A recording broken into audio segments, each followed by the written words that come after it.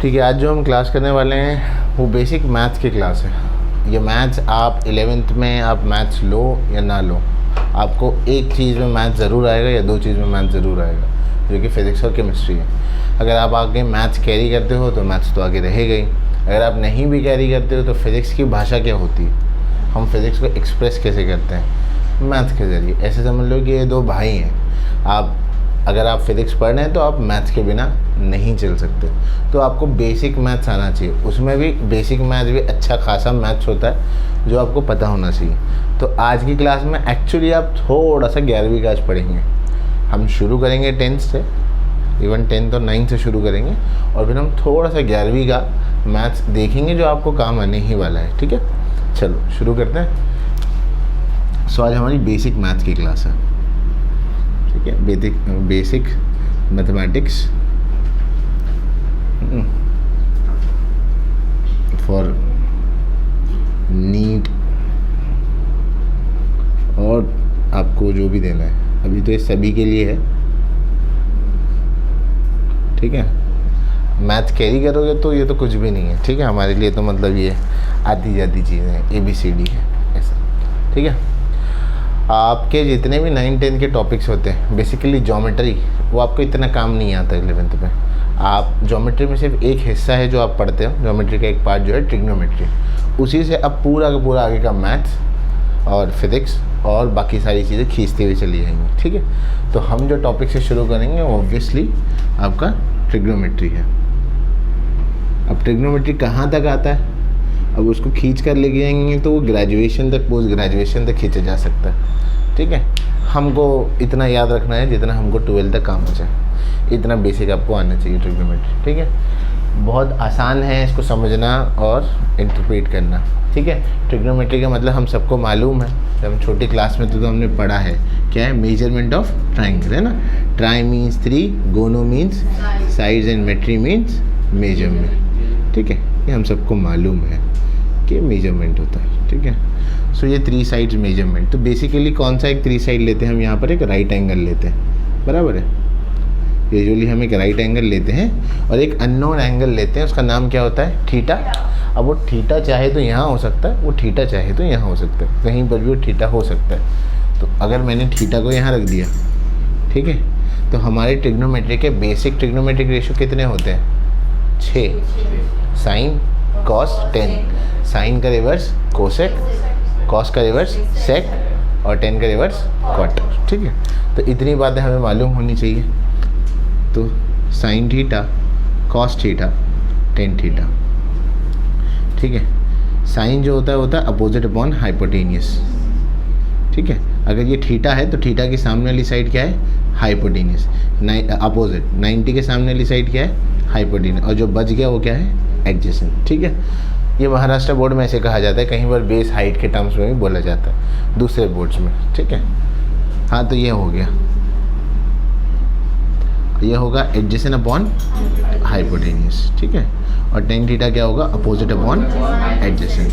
ठीक है, साइन का अपोजिट क्या होता है, कोसेक थीटा।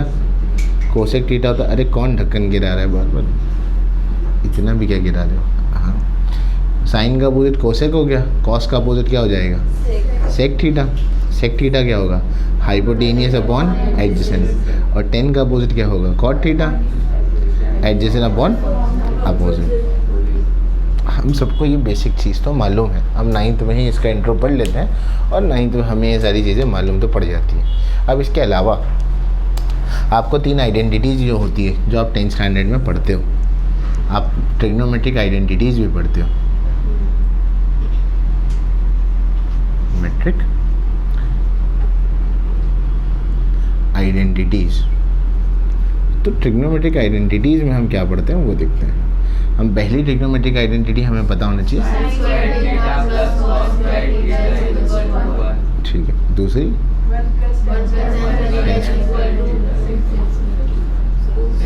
टेंजेंट सीकेंड, ठीक है ना।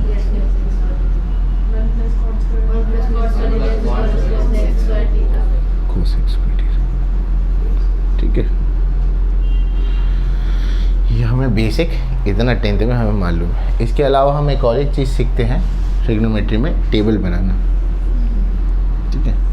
कई लोग टेबल बनाने में कंफ्यूज हो जाते हैं या भूल जाते हैं कैसे बनाया जाता है। तो टेबल का सीक्वेंस ऐसा रहता है कि आपको साइन कॉस टेन, फिर आपको साइन का अपोजिट क्या है कोसेक, टेन का अपोजिट कॉस का अपोजिट क्या है सेक, और टेन का अपोजिट क्या है कॉट। ये आपको यहाँ लिखना है। यहाँ पर आप लिखेंगे 0, 30, 45, 60, 90।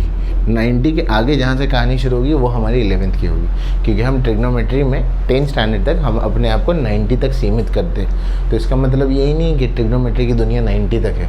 अगर किसी ने कहा कि 1050 क्या होता है, अगर कोई आपसे पूछ ले कि भाई साइन 1050 डिग्री कितना होता है, तो अब ये तो नहीं कहेंगे कि मुझे नहीं पता। साइंस तो ऐसी चीज़ों को ही लेता है, साइंस चैलेंज को ही तो एक्सेप्ट करता है, ठीक है। तो अब हम 12th स्टैंडर्ड में हमें कितना भी बड़ा एंगल निकालना हम निकाल सकते हैं। अगर आपसे कोई बोल दे कि साइन 6005 या 7006 एंगल निकालो, आप निकाल सकते हो, ठीक है। तो टेबल कैसे बनाते हैं, पहली वाली लाइन याद रखते हैं, अलग अलग लोग अलग अलग करते हैं, कोई 5 उंगली पे याद रखता है, अलग अलग टेक्निक से उसको याद रखने की। तो यूजुअली मैं ऐसे सिखाता हूँ, आपका अलग हो सकता है। 0, 1/2, 1/√2, √3/2, 1। पहली लाइन आपको याद रखनी होती है, बराबर है। दूसरी लाइन में आप उसका रिवर्स लिखोगे। ये जो लिखा हुआ है इसको रिवर्स लिखो। इसको रिवर्स लिखेंगे तो क्या होगा 1 √3/2, 1/√2, 1/2, 0, बराबर। टेन थीटा के लिए आप साइन थीटा को कॉस थीटा से डिवाइड करोगे। यहाँ पर एक चीज़ और लिख लेना कि टेन थीटा जो होता है वो sine theta divided by cos theta होता है। ये भी हम ट्रिग्नोमेट्री के प्रूफ में देख चुके हैं, ठीक है। ऐसे तो 0 डिवाइडेड बाय 1 क्या होगा 0। अरे 0 होगा, 1 कौन बोल रहा है। 0 के एक भाग कर लो। आज डिवाइड भी सीख लो, चलो डिवाइड भी सिखा देता हूँ। 12 डिवाइडेड बाय 4 क्या होता है 3। बहुत आसान है, समझाओ समझाओ। अरे नॉर्मल भाषा में बोलो। नहीं हुमान तुम नहीं, बाकी बोलो नॉर्मल भाषा में बोलो। 4 1 जा 4 3 जा। नहीं, नॉर्मल भाषा में समझाओ। मेरे को टेबल नहीं आता, अब समझाओ। मेरे को टेबल नहीं आता, मैं गांव देहात का आदमी, मेरे को टेबल नहीं आता, मुझे पहाड़े नहीं आते, तो मुझे समझाओ कि इसका आंसर 3 कैसे आएगा। मेरे को टेबल नहीं आता। 12 को अगर 4 हिस्सों में डिवाइड करेंगे तो एक हिस्से में 3 आएगा। एक को कितना मिलेगा 3 मिलेगा, सिंपल है ना। उसकी बेसिक टेक्निक ये समझाने का मतलब ये भी रहता है 12 में से मैं 4 माइनस करूँ कितना बचेगा 8। 8 में से 4 माइनस करूँ कितना बचेगा 4 में से 4 माइनस करो कितना बचेगा। ये प्रोसेस कितनी बार रिपीट हो रहा है 3 बार रिपीट हो रहा है। अगर आप इसको 12 डिवाइडेड बाय 6 कर लो तो 2 बार रिपीट हो जाएगा। तो डिवीजन को देखने का अलग तरीका ये भी होता है, ठीक है। एक्चुअली मैथ्स में माइनस और डिवाइड नाम की चीज़ नहीं होती, ये नहीं है मैथ्स में, ठीक है ना। वो तो हमने एक उसको बना लिया है, कन्वेंशन बना लिया है। ना ही ऐसी कोई नाम की चीज़ होती है कि वो यहाँ प्लस होता है और वहाँ जाके माइनस होता है। अब आप 11th में हैं तो आपको ये भी मैथ क्लियर हो जाए। और अगर आप कोई छोटे भाई बहन को अपने पढ़ा रहे हैं तो गलत मत पढ़ाएं। एग्जाम्पल के तौर पर आते हैं टॉपिक पर भी। x + 1 = 10 है, तो हमें क्या सिखाया जाता है ये +1 यहाँ आकर क्या होगा -1। नहीं, मैथ्स में ऐसा कोई रूल है ही नहीं। मैं एक बच्चे को सिखाता था तो वो मुझे ये कहता था हमेशा, सर आपकी बारी आती है सॉल्व करने, तो आप अपना अपना रूल लगा के सॉल्व कर लेते हो। ये थोड़ी होता है, कुछ बच्चे नहीं एक्सेप्ट करते हैं। एक्चुअली ऐसा नहीं है, +1 कभी जाके -1 होता ही नहीं है। या आप ये कह लें कि सर ये 3x = 12 है, तो ये x = 12/3 हो जाएगा। यहाँ मल्टीप्लाई में तो यहाँ का डिवाइड होगा। नहीं, ऐसा नहीं होता, ऐसा होता ही नहीं है। अब तुम बोलेंगे सर खुद ही तो पढ़ाए थे पिछले साल, हैं अब 11वीं में आके मुकर गए हैं। तो देखो ये कैसे होता है, एक एक करके बता दूँ। ये ऐसा नहीं होता, एक्चुअली होता ये है, हम यहाँ 1 है और यहाँ = 10 है, तो मैं यहाँ जो भी चीज़ करूँगा मुझे यहाँ करनी पड़ेगी। इक्वेशन एक तराजू की तरह होता है, बराबर। अब जो चीज़ यहाँ डालेंगे बैलेंस करने के लिए यहाँ भी डालनी पड़ेगी। तो मैं अगर यहाँ पर -1 डाल दूँ तो यहाँ भी -1 डालना पड़ेगा। अब ये -1 + 1 क्या हो जाएगा कैंसिल। x = क्या आएगा 10 - 1 कितना होना, ऐसे आंसर नहीं आता। ये +1 वहाँ जाके -1 नहीं होता। उसी तरीके से अगर 3x = 12 है तो मैं यहाँ भी 3 से डिवाइड करता हूँ, यहाँ भी 3 से डिवाइड करता हूँ। मतलब यहाँ दोनों जगह मैं क्या दूंगा 3 दूंगा। वो 3 यहाँ जाकर डिवाइड नहीं होता, मैं पूरी इक्वेशन में। तो ये 3 और 3 कैंसिल होगा और ये 3 1 जा 3 4 जा होगा। ये ठीक है, तो बेसिक चीज़ें आपको क्लियर रखनी है। हाँ, मैंने ट्रिग्नोमेट्री से शुरू किया, पर मैं आज शायद अलजेब्रिक आइडेंटिटी है तो नहीं आज फॉर्मेट में पढ़ाने का, पर अलजेब्रिक आइडेंटिटी भी पढ़ा दूंगा। काफ़ी बच्चों का कमज़ोर है वो भी। तो 0/1, 0 को एक भाग में बांटेंगे तो 1 होगा, 1000 भाग में बांटेंगे तो 1 ही होगा। इसको इससे डिवाइड करेंगे, 2 और 2 कैंसिल हो जाएगा, क्या बचेगा 1/√3। ये तो पूरा कैंसिल होगा, कितना बचेगा 1। √3/2 डिवाइडेड बाई 1/2, 2 और 2 कैंसिल होगा, √3/1 क्या होगा √3, और 1/0 क्या होता है ट्रिग्नोमेट्री, नॉट डिफाइंड। ठीक है, हालांकि आप गूगल पे सर्च कर सकते हैं अब क्या होता है 1/0, उसका डेफिनेशन आ चुका है। ठीक है, पर हम किताब की कन्वीनियंस के लिए और सिंप्लिसिटी के लिए यही पढ़ते हैं। ठीक है, वरना कोई कल गूगल करके आ जाए तो बोले तो, ठीक है, इसलिए प्रिकॉशन के लिए बताना पड़ता है। कोसेक, कोसेक किसका रिवर्स है, साइन का। 0 का उल्टा क्या होगा, अब थोड़ा सा सोचने में अपने को दिक्कत होती है। 0 है, 0 के नीचे कुछ नहीं है तो क्या 1 है, ये है लिखा हुआ है यहाँ पर, /1 लिखा हुआ है। इसको उल्टा करेंगे तो क्या होगा, और 1/0 क्या होता है, नॉट डिफाइंड, तो ये क्या आएगा, नॉट डिफाइंड। 1/2 का उल्टा क्या होगा, 2। ठीक है, 1/√2 का उल्टा क्या होगा, √2। इसका उल्टा क्या होगा, 2/√3। और 1 का उल्टा क्या होगा, 1, क्योंकि 1 है, 1 के नीचे कुछ नहीं है तो क्या है 1 है, और उसको रिवर्स कर दो भी तो क्या आएगा 1/1 आएगा। ठीक है, समझने आना चाहिए। ठीक, हाँ, अभी तो मैथ्स की शुरुआत है। सेक थीटा, कॉस का वैल्यू जो है वो 1 है, 1 का रिवर्स 1, इसका रिवर्स 2/√3, इसका रिवर्स √2, इसका रिवर्स 2, 0 का रिवर्स अभी देखा था 1/0, नॉट डिफाइंड, बराबर है, ये हो गया। अब 10 पर आओ, अगेन 0 का रिवर्स है तो क्या होगा, नॉट डिफाइंड। ठीक है, मैंने थोड़ा कॉलम आड़ा टेढ़ा हो गया है। और 1 कितना हो जाएगा 3, 1 का उल्टा 1, √3 का उल्टा 1/√3। नॉट डिफाइन का उल्टा, नॉट डिफाइन ये होता है, उसका उल्टा ये होगा 0/1 क्या होगा 0। समझ रहे आई, ठीक है। तो ये टेबल आप लोग एक बार खुद से फिर से बना लें। और एक चीज़ और याद रखें, अब आप 11th में आ चुके हैं, रिज़ल्ट आ गया, एक आधा 2 हफ्ते में इंशाल्लाह रिज़ल्ट आए, आप 11th में आ चुके हैं। एज इफ़ अब साइन ऑफ मैच्योरिटी आपको यहाँ के वैल्यूज़ याद होने चाहिए। अब आप 11th में पीछे लास्ट पेपर पे टेबल बनाते नहीं बैठेंगे। अगर आपसे कहा मैंने साइन 60 तो आपको आना चाहिए कि √3/2 होता है। एटलीस्ट साइन कॉस 10 के वैल्यू याद रख लो, ये याद रहेंगे तो कोई और पूछेगा तो जो यहाँ का है उसका उल्टा कर लेना तो आ जाएगा। बट अब ये नहीं चलेगा, अभी 5 मिनट बाद मैं पूरा टेबल बदल दूँगा, जो भी सिखाया हूँ सब बदल दूँगा। ठीक है, क्योंकि ये 10वीं में था तो थोड़ा सा याद रख लो उसको। ठीक है ना, अभी लिखोगे तो याद रख लो। ठीक है, तो आगे बढ़ते हैं। अब हम जब आगे बढ़ेंगे तो हमने ट्रिग्नोमेट्री की 3 आइडेंटिटी तो देख ली। अब हम डबल एंगल फार्मूला के बारे में पढ़ेंगे। डबल एंगल फार्मूला, ठीक है। अब डबल एंगल फार्मूला में क्या होता है, माने कि आपका साइन 2 थीटा का एक फार्मूला होगा, जैसे आपने साइन स्क्वायर थीटा का एक फार्मूला देखा था। अब आपके पास साइन 2 थीटा, ये 11वीं का है। ठीक है, तो ज़रा याद रखने की कोशिश करना है इसको। ठीक है, एक साइन 2 थीटा का फार्मूला होगा, एक cos 2 थीटा का फार्मूला होगा और एक tan 2 थीटा का फार्मूला होगा। ठीक है, ठीक है। साइन 2 थीटा का फार्मूला होता है 2 sin theta cos theta. cos 2 theta का फार्मूला होता है cos square theta minus sine square theta. हालांकि इसके 3 फार्मूले थे, बताऊंगा। और tan 2 थीटा का फार्मूला होता है 2 tan theta upon 1 minus tan square theta. ठीक है, ये आपको फॉर्मूले याद रखने हैं कि साइन 2 थीटा का formula 2 sin theta cos theta होता है, cos 2 थीटा का formula cos square theta minus sine square theta, और tan 2 थीटा का formula 2 tan theta upon 1 minus tan square theta. अब कोई बोलेगा बाकी 3 ट्रिग्नोमेट्रिक उसका क्या करना है, तो उसका रिवर्स होगा, इसीलिए हम साइन cos 10 में बात करते हैं। पर इसके भी 3 फार्मूले हैं, मतलब ये एक हो गया और 2 फार्मूले हैं इसके अंदर।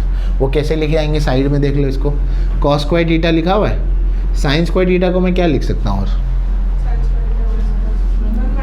हाँ 1 माइनस cos स्क्वायर थीटा लिख सकता हूँ, है ना। ये भी लिख सकता हूँ, हमने 10th में कई बार किया है इसको, बराबर। तो ये क्या हो जाएगा, cos स्क्वायर थीटा वैसे का वैसे ही है, ये क्या होगा -1, और ये क्या हो जाएगा plus cos square theta. cos square theta plus cos square theta क्या हो जाएगा 2 cos स्क्वायर थीटा। तो 2 cos स्क्वायर थीटा -1। एक और एक फार्मूला यहाँ लिख सकते हैं आप, 2 cos स्क्वायर थीटा -1। समझ गए।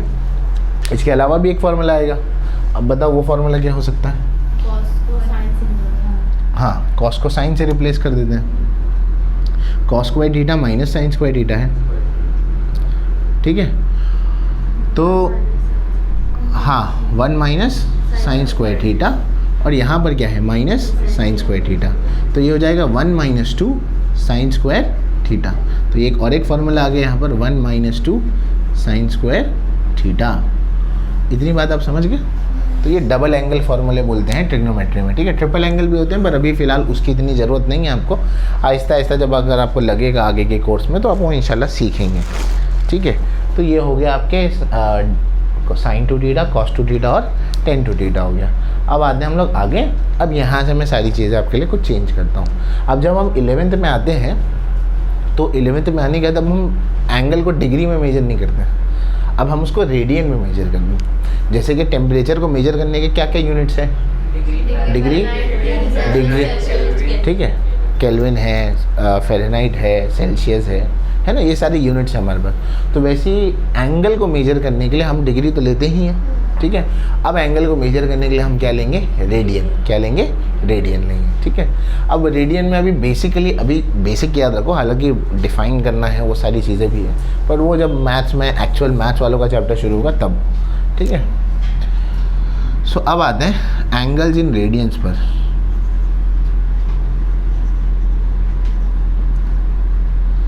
ठीक है, अब ज़्यादा इसके डिटेल में नहीं जाऊंगा आपके लिए क्योंकि आपको इसका इतना काम नहीं है। अगर एक सर्कल का एक हिस्सा है और ये सेंटर है यहाँ पर ओ, यहाँ पर एक एंगल बन रहा है थीटा, और ये जो है आपका रेडियस है, और ये जो है आपका लेंथ ऑफ आर्क है। आर्क समझते हो ना किसे कहते हैं, सर्कल का एक हिस्सा, ठीक है ना। So theta is equal to क्या हो जाएगा, L डिवाइडेड बाय आर। इससे हम एक्चुअली में रेडियन निकालते हैं। तो जो मैथ्स वाले करेंगे तब उनको मैं बताऊंगा, बाकी आपको इतना खास याद रखने की ज़रूरत नहीं है। आपको मेन चीज़ क्या याद रखने की ज़रूरत है, ये पाई जो होता है वो 180 डिग्री होगा। कितना होगा, 180 डिग्री, ये याद रखना, पाई जहाँ पर भी है। तो अगर अब मेरे को बताओ 2 पाई कितना होगा, 2 इंटू 180 यानी कि कितना होगा 360 बराबर। पाई मैंने कितना कहा था 180, 180। पाई बाई 2 कितना होगा 90, शाबाश। 180 डिवाइडेड बाई 2 कितना होगा 90। पाई बाई 4 कितना होगा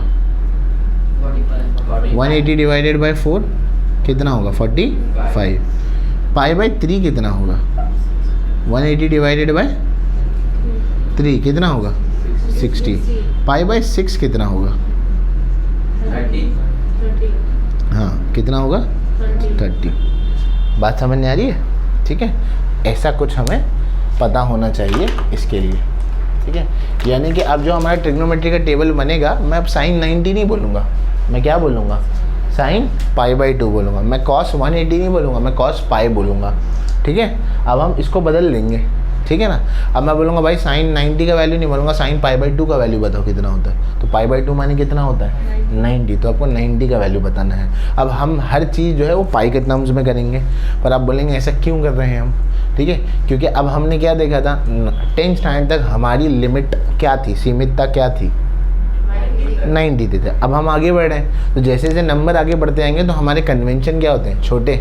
जैसे कि हमने 10th में पढ़ा था, बिजली को मेजर करने के लिए हम क्या यूनिट लेते हैं, बिजली को मेजर करने के लिए क्या यूनिट लेते हैं, नहीं यूनिट तो एम्पियर लेते हैं, ठीक है। मीटर में जो बिल आता है उसको हम किलोवाट पर आवर से मेजर करते हैं, के से, उसमें किलो लगा देते हैं के, ताकि नंबर्स क्या हो बहुत बड़े बड़े ना दिखे।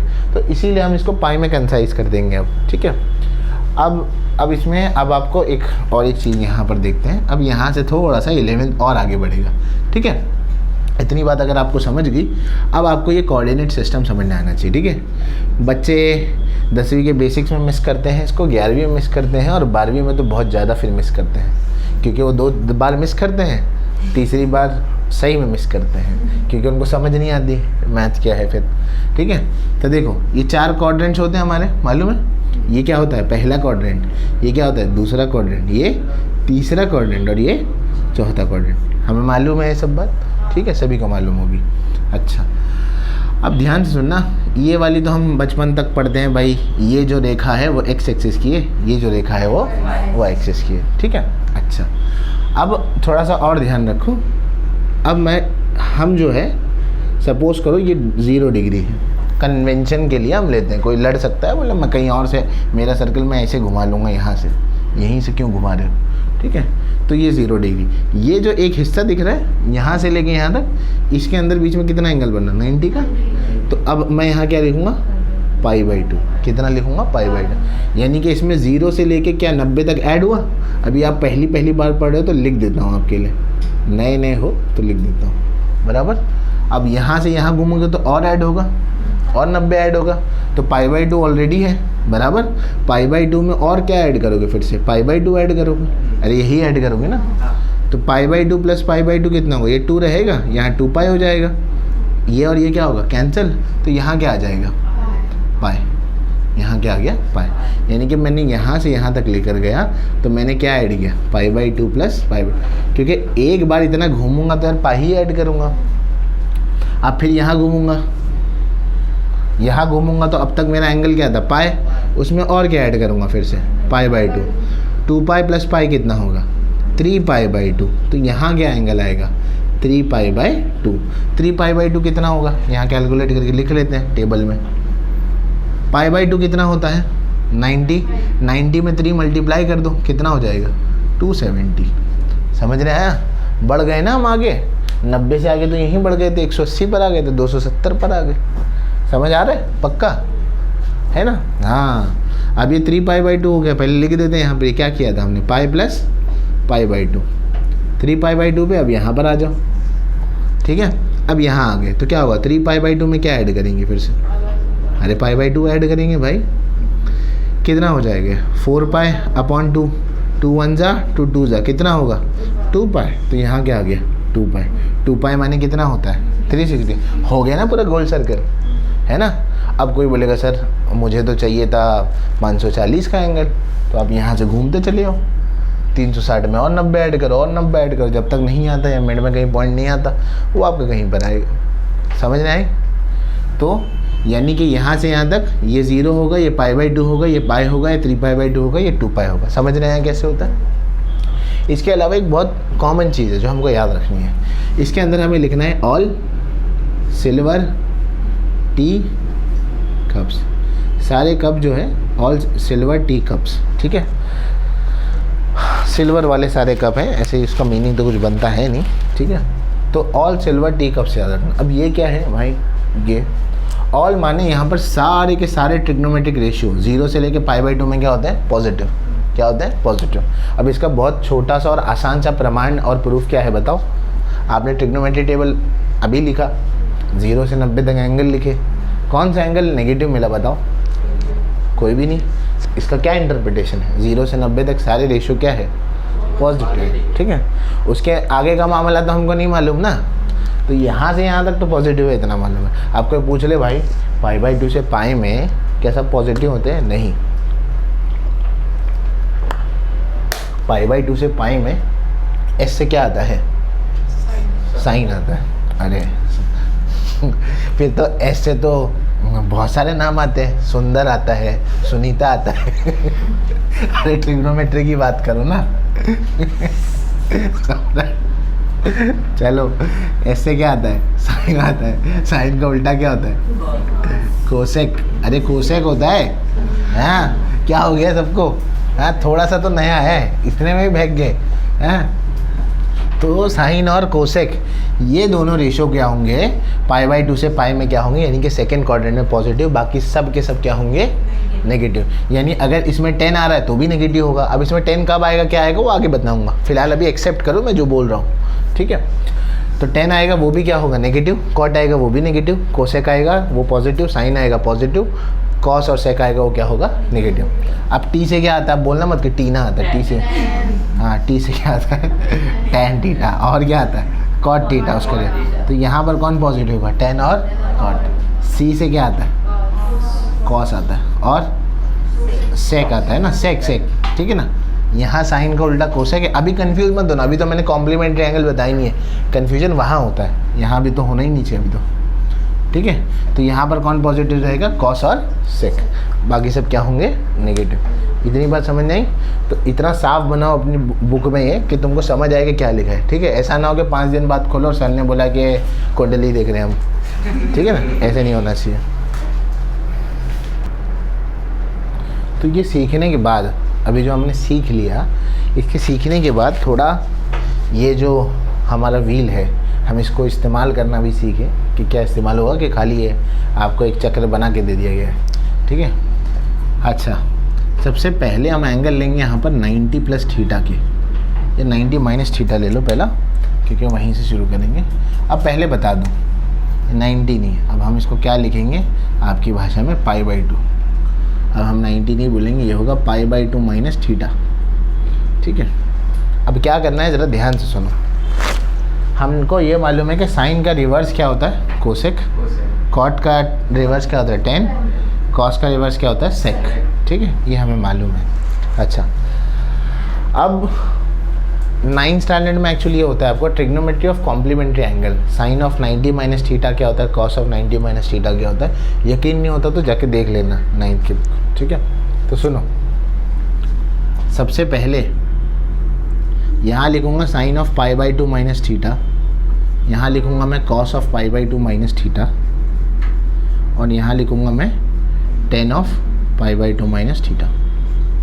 ठीक है, अब ध्यान से, मैं यहाँ पर रिवर्स नहीं कर रहा हूँ। ठीक है, मैं क्या लिख रहा हूँ, π/2। π/2 का मतलब क्या होता है, 90। ठीक है, जब भी ऐसा कोई सिनेरियो लिखा है जहाँ पर आप थीटा से माइनस कर रहे हो, और ये क्या है, π/2 क्या है, एंगल है। ध्यान से सुना क्या बोल रहा हूँ, ऐसा सिनेरियो आए जहाँ पर आप किसी एंगल को माइनस कर रहे हो, एंगल क्या है यहाँ पर, थीटा, और आगे जो भी एंगल है वो फ्रैक्शन में, किस में है, फ्रैक्शन में। फ्रैक्शन यानी कि अपॉन में कुछ होगा नंबर, फ्रैक्शन समझते हो ना, दो नंबर ऊपर नीचे होते हैं। अगर अपॉन में कुछ है तो साइन जो होगा वो कॉस में चेंज होगा। किस में चेंज होगा, कॉस में। कॉस किस में चेंज होगा, साइन में। टेन किस में चेंज होगा, कॉट में। टेन किस में चेंज होगा, कॉट में।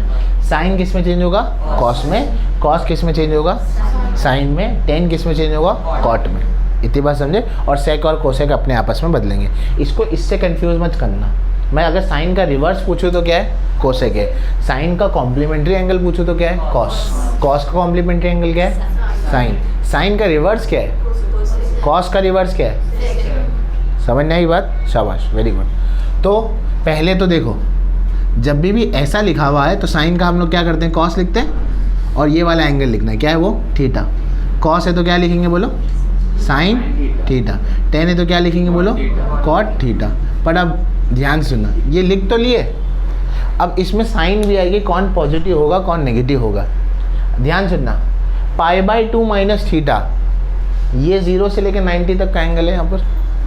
हाँ, π/2 माइनस थीटा का एंगल कौन से क्वाड्रेंट में आएगा, फर्स्ट, सेकेंड, थर्ड, फोर्थ, किस में आएगा, फर्स्ट में। क्यों बोलो, क्योंकि π/2 माइनस थीटा 90 से कम होगा ना। ये 90 है, 90 में से मैं कुछ निकाल रहा हूँ, जो भी निकालूंगा तो मैं कौन से क्वाड्रेंट में आऊँगा, फर्स्ट। और फर्स्ट क्वाड्रेंट में सब क्या होते हैं, पॉजिटिव, तो इस सब का आंसर क्या होगा, पॉजिटिव। समझ में आया। तो साइन ये π/2 माइनस थीटा कहाँ लाई करेगा, अरे फर्स्ट क्वाड्रेंट में लाई करेगा। समझ में आया। अच्छा चलो, अगर ये समझ आ गया तो दूसरा क्या है, π/2 प्लस थीटा है, तो यहाँ क्या लिखूँगा, पहले साइन ऑफ π/2 प्लस थीटा, फिर क्या लिखूँगा बोलो, कॉस ऑफ π/2 प्लस थीटा, फिर क्या लिखूँगा बोलो, टेन ऑफ π/2 प्लस थीटा। अरे इतनी बात ठीक है, ये हो गया। पहले चेंज करना है, साइन किस में चेंज होगा, कॉस थीटा में। कॉस किस में चेंज होगा, साइन थीटा में। टेन किस में चेंज होगा, कॉट थीटा में। इतनी बात क्लियर है, पक्का। अच्छा, अब π/2 प्लस थीटा है, याद रखना थीटा जो हम यहाँ पर ले रहे हैं वो 0 से 90 के बीच में ही है, तो मैक्सिमम यानी कि वो एक ही क्वाड्रेंट में जाएगा आगे वाले में। मतलब π/2 प्लस थीटा है तो कौन से क्वाड्रेंट में आएगा, सेकेंड वाले में। आप सोच सकते हो सर बड़ा एंगल लूँगा तो प्लस करूँगा तो यहाँ भी जा सकता है, यहाँ भी जा सकता है, इसलिए मैंने कहा कि थीटा का रेंज हम क्या ले रहे हैं यहाँ पर, 0 से 90 के बीच में। ठीक है, तो अब ये वाला एंगल किस में आएगा, सेकेंड क्वाड्रेंट में। सेकेंड क्वाड्रेंट में कौन पॉजिटिव होता है, साइन पॉजिटिव होता है ना। साइन वाला एंगल कौन सा देखना है, ओरिजिनल वाला, ये वाला एंगल देखना है, इस साइड वाले के हिसाब से साइन देनी है यहाँ पर। तो साइन क्या होता है, पॉजिटिव होता है। कॉस क्या होता है, नेगेटिव, तो यहाँ कौन सी साइन आएगी, नेगेटिव। टेन क्या होता है, नेगेटिव, तो यहाँ कौन सी साइन आएगी, समझ नहीं आया। साइन पॉजिटिव होता है ना इस क्वाड्रेंट में, तो इससे जो भी किया तो ये आया, तो ये पॉजिटिव कर दो, ये नेगेटिव कर दो, ये नेगेटिव कर दो। समझ आई बात? ठीक है, तो ये कौन सा क्वाड्रेंट में आ गया? ये सेकंड क्वाड्रेंट में आ गया। इतनी बात समझी? मैं इसको अभी मिटा नहीं रहा हूँ, तो इसलिए पहले इसको लिख लो, फिर मैं और एंगल बताता हूँ। ठीक है,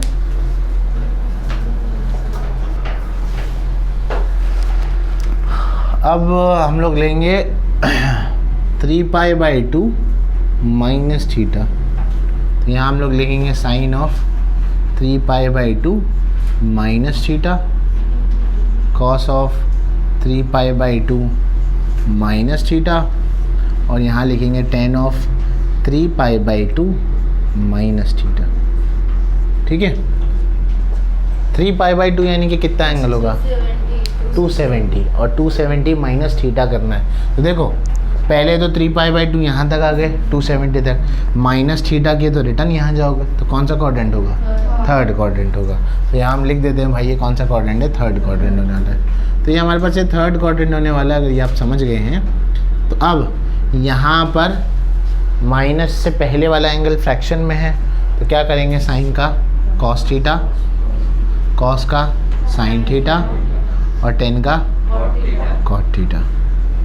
थर्ड क्वाड्रेंट में 10 पॉजिटिव होता है, बराबर है, बाकी सब क्या होता है? नेगेटिव होता है। तो ये 10 वाले को छोड़ दो, ये पॉजिटिव, और बाकी सब क्या होगा? नेगेटिव। हो गया, समझ में आया? अब बस हो गया। अब एक बार आपने पकड़ लिया एंगल को, तो आपको कहीं से भी कोई भी एंगल पता लग जाएगा। ये कौन से क्वाड्रेंट में आएगा? अब 3π/2 प्लस थीटा है, फोर्थ क्वाड्रेंट में हो जाएगा। ठीक है, तो यहाँ पर हम लोग क्या लिखेंगे? फोर्थ क्वाड्रेंट लिख देंगे।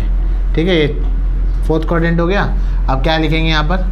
साइन ऑफ वही 3π/2 plus theta, cos of 3π/2 plus theta, और टेन ऑफ 3π/2 प्लस थीटा। ठीक है, फोर्थ क्वाड्रेंट है। फोर्थ क्वाड्रेंट में आपको पॉजिटिव क्या मिलता है? कॉस पॉजिटिव मिलता है। अच्छा, पहले चेंज तो कर दूँ यहाँ पर मैं। साइन का क्या होगा? कॉस थीटा, कॉस का क्या होगा?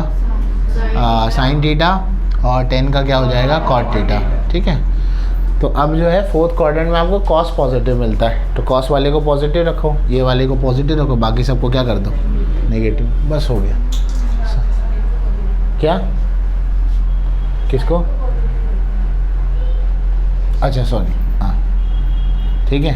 तो हाँ, तो कॉस वाले को बराबर है ना, इधर वाले से देखेंगे ना, तो ये कॉस वाला तो वही है। ठीक है, समझ गए? इसको लिख लो। अब मैं कुछ एग्जाम्पल देता हूँ, आप करके देखो उसको। तो आपके पास ये सवाल थे। सबसे पहले पाई माइनस थीटा यहाँ होगा, पाई है ना, यहाँ होगा, और पाई प्लस थीटा यहाँ होगा, है ना। ये पाई है, यहाँ से आओगे तो पाई बढ़ता चला जाएगा, यहाँ से आओगे तो पाई कम होता चला जाएगा।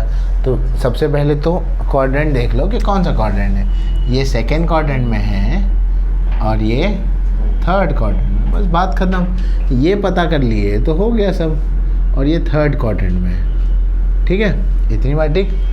अब ये अगर पाई लिखा हुआ है, मतलब इसके नीचे कुछ नहीं है, तो साइन का क्या रहेगा? Sine theta, cos theta, tan theta. ये तो सबको समझा होगा। अब सेकेंड क्वाड्रेंट में क्या पॉजिटिव होता है? साइन पॉजिटिव होता है, तो साइन को पॉजिटिव छोड़ दो, ये नेगेटिव और ये नेगेटिव। हो गया, इतना ही करना था। 2 स्टेप तो करने। पाई प्लस थीटा है, तो पहले यहाँ तो साइन थीटा लिख लो, कॉस थीटा लिख लो, और टेन थीटा लिख लो। लिख दिए। ऑल सिल्वर टी, 10 पॉजिटिव है, बाकी सब नेगेटिव है। हो गया सॉल्व। क्या नहीं? तो वही तो समझाया था आप लोगों को, याद है? अगर यहाँ पर डिनोमिनेटर में कुछ रहेगा तब साइन किस में चेंज होगा? कॉस में। यहाँ पिछले वाले में क्या था? π/2, 3π/2, याद आ रहा है कुछ? अगर यहाँ पर 2π होगा, नहीं, तब भी चेंज नहीं होगा। अगर ऐसा रहेगा तो साइन ऑफ 2π प्लस थीटा, यहाँ पर कुछ है नीचे? नहीं है, तो साइन का क्या रहेगा? साइन ही रहेगा। अगर रहेगा साइन ऑफ 7π प्लस थीटा, तब भी क्या रहेगा? Sine theta. पर अगर हाँ ऐसा हो गया, साइन ऑफ 7π/5 प्लस थीटा, तब क्या हो जाएगा? कॉस थीटा में। समझ आया ये? ठीक, ये याद रखना। लिख लो जिनका अगर गलत सही है जो भी है। ठीक है, हाँ, अब कुछ एडिशन फार्मूलाज है वो हमें पता होना चाहिए। जैसे कि पहला फार्मूला है साइन ए प्लस बी का। अगर साइन में दो एंगल हो तो क्या फार्मूला होगा? होता है sign A cos B plus cos A sine B. ठीक है, इसका एप्लीकेशन बताओगे तो थोड़ा अच्छा लगेगा, तुमको समझ आएगा क्या। अभी खाली फार्मूला देख लो। Sine of a minus b के लिए फार्मूला है, सब सेम है, खाली बीच में क्या आएगा? Minus. Sign A cos B minus cos A sine B. ठीक है, अब आते हैं कॉस पर। अब कॉस जो है वो थोड़ा धोखेबाज आदमी है। ठीक है, वो कभी किसी की नहीं मानता, एडिशन फार्मूले में तो नहीं मानता। पहले वो बोलेगा कि हम साथ साथ हैं। ठीक है, तो ये साइन और कॉस था ना, बोलेगा चल हट जाए से। ये बोलेगा कॉस ए कॉस बी, क्योंकि वो धोखेबाज है। तो बोलेगा प्लस लिखा हो ना, तो यहाँ क्या देगा? माइनस, और यहाँ आएगा साइन ए साइन बी। ठीक है, समझ गए? वैसे कॉस ए माइनस बी में क्या हो जाएगा बोलो? सब सेम रहेगा, बीच में क्या आ जाएगा?